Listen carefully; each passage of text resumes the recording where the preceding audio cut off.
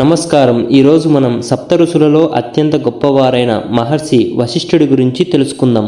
ఆయన గురించి వినడం మొదలు పెడితే ఎన్నో ఆశ్చర్యకరమైన విషయాలు, మన జీవితాలకు మార్గదర్శకం చేసే గుణాలు కనిపిస్తాయి. వశిష్ఠుడు కేవలం ఒక మహర్షి మాత్రమే కాదు, రామాయణంలో శ్రీరాముడి గురువు, సూర్యవంశ రాజులకు కులగురువు మరియు యోగ వాసిష్టం అనే గొప్ప గ్రంథాన్ని రాసిన తత్వవేత్త.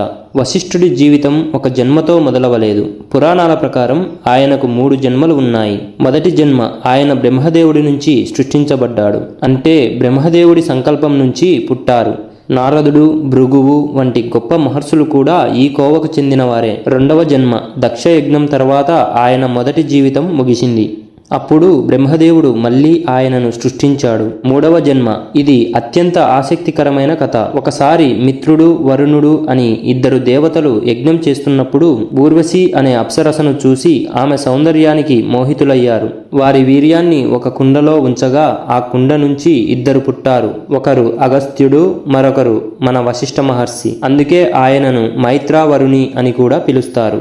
వశిష్ఠుడు అరుంధతి దేవిని వివాహం చేసుకున్నాడు. అరుంధతి చాలా గొప్ప ఆదర్శపత్నిగా పేరు పొందారు. ఆమె కశ్యప మహర్షి యొక్క కూతురు. ఆకాశంలో మనం చూసే అరుంధతి, వశిష్ఠ నక్షత్రాలు వీరి పేరిట ఉన్నవే. హిందూ వివాహ సంప్రదాయంలో వధూవరులకు ఈ నక్షత్రాలను చూపించి వారిద్దరి బంధం అరుంధతి వశిష్ఠుల బంధంలా ఉండాలని దీవిస్తారు. ఈ దంపతులకు 100 మంది కుమారులు జన్మించారు. వశిష్ఠుడి ఆశ్రమంలో కామధేనువు అనే దివ్యమైన గోవు ఉండేది. ఇది సముద్ర మదనం నుండి ఉద్భవించింది. ఈ గోవుకు ఉన్న గొప్ప శక్తి ఏమిటంటే ఏ కోరిక కోరినా నెరవేరుస్తుంది. కామధేనువు వల్ల వశిష్ఠుడి ఆశ్రమం ఎప్పుడూ సమృద్ధిగా ఉండేది. ఎంతమంది అతిథులు వచ్చినా వారికి అన్ని రకాల భోజనాలు, వస్త్రాలు, ఆభరణాలు ఇట్టే సృష్టించి ఇచ్చేవారు. విశ్వామిత్రుడు మొదట కాన్యకుబ్జ రాజ్యానికి రాజు. ఒకసారి వేటకు వెళ్లి అలసిపోయి తన సైన్యంతో వశిష్ఠుడి ఆశ్రమానికి వచ్చాడు. వశిష్ఠుడు తనకున్న కామధేనువు శక్తితో రాజుకి మరియు సైన్యానికి గొప్ప విందు ఇచ్చాడు. ఈ అద్భుతాన్ని చూసి ఆశ్చర్యపోయిన విశ్వామిత్రుడు ఆ గోవును తనకు ఇవ్వమని అడిగాడు. వశిష్ఠుడు నిరాకరించడంతో విశ్వామిత్రుడు బలవంతంగా గోవుని లాక్కునేందుకు ప్రయత్నించాడు. అప్పుడు ఆవు కళ్ళలో నీళ్లతో వశిష్ఠుడిని వేడుకుంది. వశిష్ఠుడు శాంతంగా, రాజా, నేను బ్రాహ్మణుడిని. నా బలం, నా ఆధ్యాత్మిక శక్తి, నా అహింస అది నీ బలంతో పోల్చలేవు అని అన్నారు.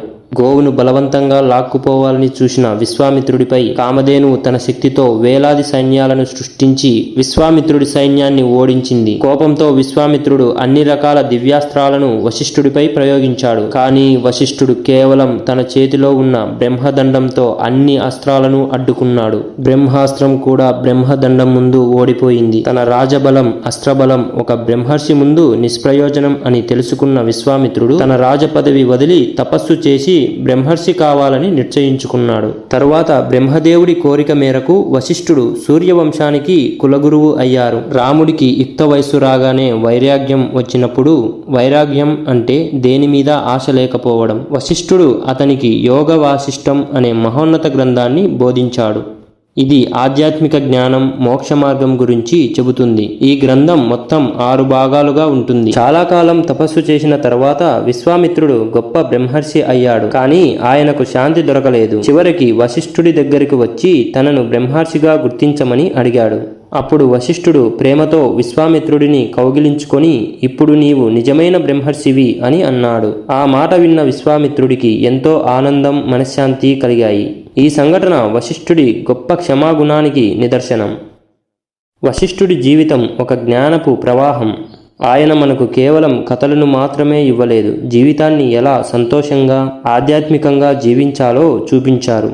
ఆయన బోధనలు ఈ రోజుకి మనకు మార్గదర్శకాలుగా నిలుస్తున్నాయి. ఈ ఎపిసోడ్లో నేను 2వ మహర్షి గురించి చెప్పాను. నెక్స్ట్ ఎపిసోడ్లో సప్త ఋషులలో 3వ మహర్షి గురించి చెప్తాను.